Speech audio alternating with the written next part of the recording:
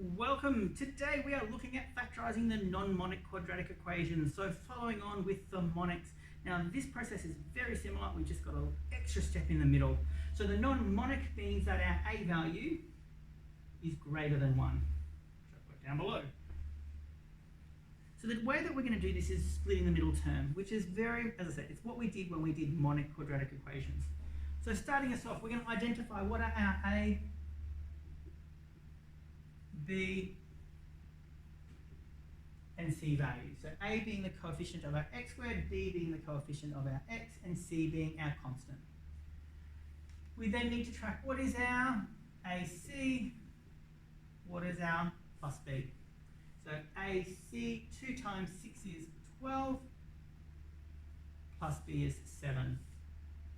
So we need to find two numbers that multiply to 12 and add to 7. So we have 1 and 12, add them together is going to be 13. No dice. 2 and 6, let's add them together, is 8.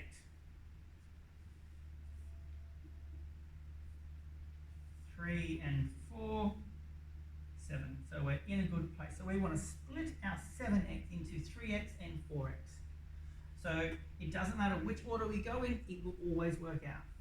So we have 2x squared plus 3x plus 4x plus 6. Now we've got to factorise what's cutting down the middle, what's our common factors in our left-hand side. Our x. So we factorise our x, what's left? We're going to have 2x plus 3. Now, what is our common factor on our right-hand side? 2 is our only common factor.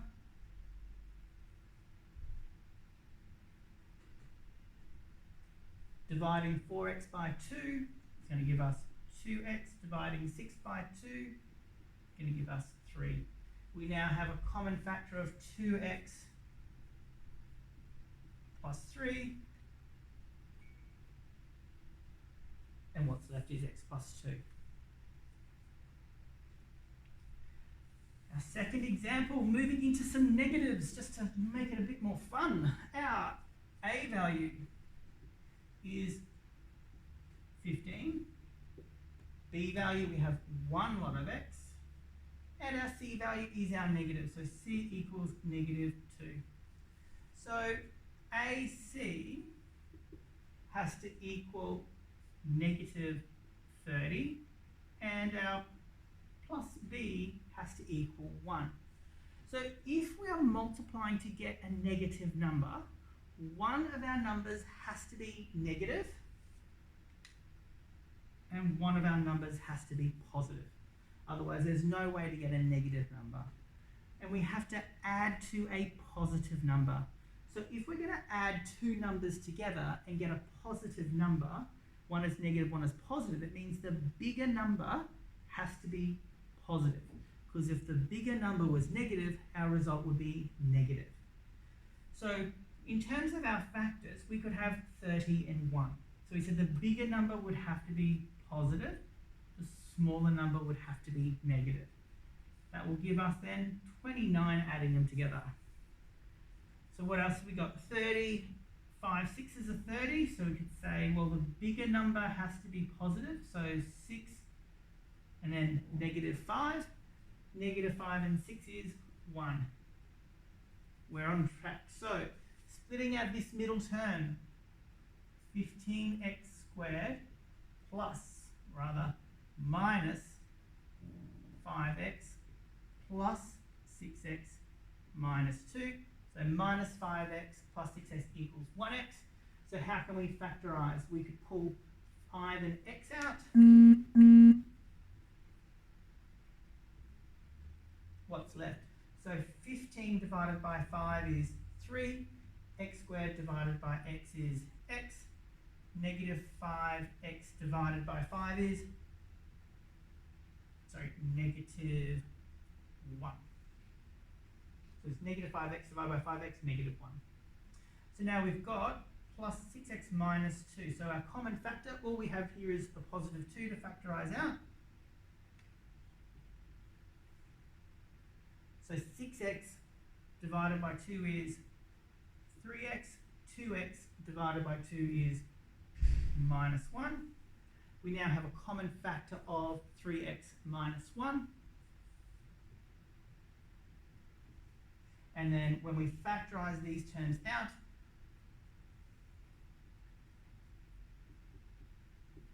(5x plus 2).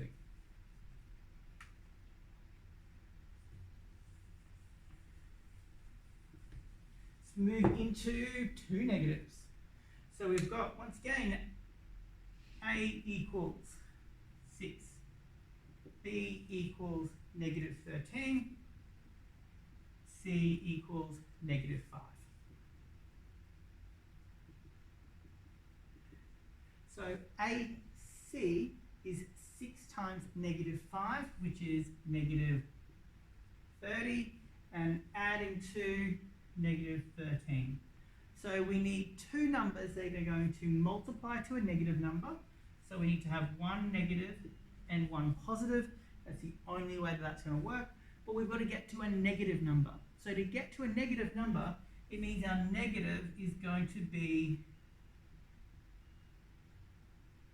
larger and our positive number is going to be smaller. So in terms of negative 30, we could use, we said, well, last time we used 5 and 6.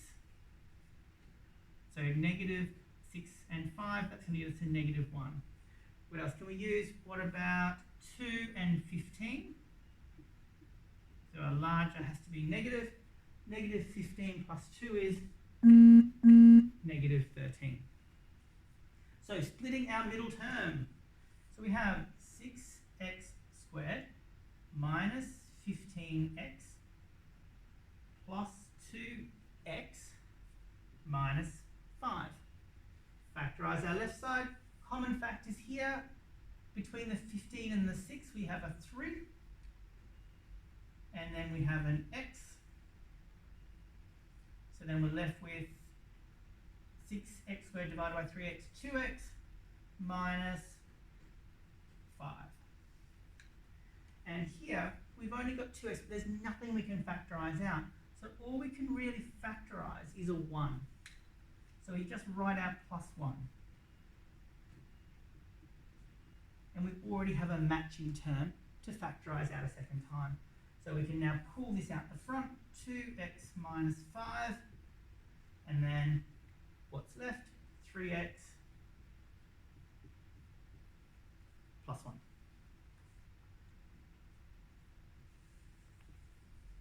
And our last example, we have got a negative b and then a positive ac by the look. So we have an AC is 8 times 6. 8 6s are 48. And a plus b of negative 16. So we have two numbers that are going to multiply to a positive number. So they can either both be positive or both be negative. We have to add to a negative number, which means that those numbers have to be negative. There's no way we can add to negative numbers without a negative number. So we know that they're both negative. So 48 factors, we can have 2 and 24. That's going to give us, when we add negative 2 and negative 24, negative 26. What about negative 3? So 3 goes into 4, 1 left over, negative 3, negative 16. This is going to give us negative 19, so that's not going to help us. What about negative 4, negative 12? Negative 4 and negative 12 is negative 16. So let's split our middle term. So we've got 8x squared minus 4x minus 12x plus 6. From here we could factorise out 4x being left with 2x minus 1. Once again, we could factorize out minus 2, because we want to get this to be a positive. What have I done wrong?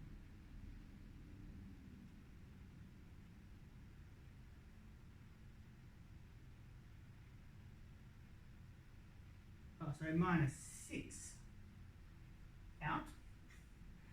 Factorize out minus 6, so factoring out minus 6 is going to give us 2x minus 1. So now we can bring these factors out the front, so we've got 2x minus 1 and then 4x minus 6. Looking at this, we can also notice that our 4x minus 6 actually has a common factor. We can actually pull a 2 out from both of these numbers. So if you get to 2x minus 1, 2x minus 3, and the whole thing is just multiplied by 2. The fast way of doing this, rather than having these big numbers to solve, would be to actually look at this initial term and go, well, what can you factorize out initially? So to do this one in a more efficient manner would be to say, well, what have I got that's common? I've got a 6, 16, and 8. So I can pull a 2 out of all of these numbers. So I could rewrite this as 2 4x squared minus 8x plus 3. And then I can factorize this quadratic on its own. So my AC is now 12. My plus B is negative 8. So therefore, I want to get to negative 8. Still need two negative numbers. That hasn't changed. So adding to negative 8, I can have negative 2, negative 6. Negative 2 and negative 6 is going to be negative 8. So I've got 2 outside of 4x minus 2x minus 6x plus 3. So it's 2 outside, I'm just going to do a big bracket just to separate it a bit for me, outside of 2x minus 1. And then once again, I need to get this to a negative, so I'm going to have to factorize out a negative. So negative 3 outside of 2x minus 1. Bring these out the front. 2x minus 1, 2x minus 3. And then I've just got my 2 out the front. So just getting to that same point as what we did before. So thank you very much. Looking forward to seeing you next time.